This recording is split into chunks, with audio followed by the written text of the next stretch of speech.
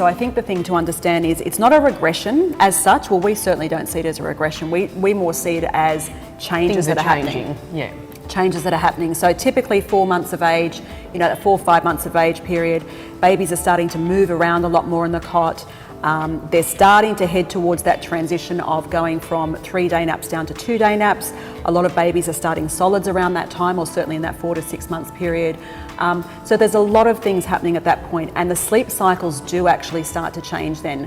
So I think what we are all about is educating families that it's not a regression. It's not your baby saying, oh, I don't want to sleep anymore.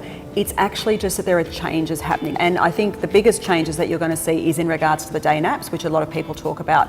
So just understand there's a shift, an internal shift happening within your baby's natural body clock, where they are starting, those day naps are starting to become, heading towards 2-day naps. They're starting to become shorter cycles.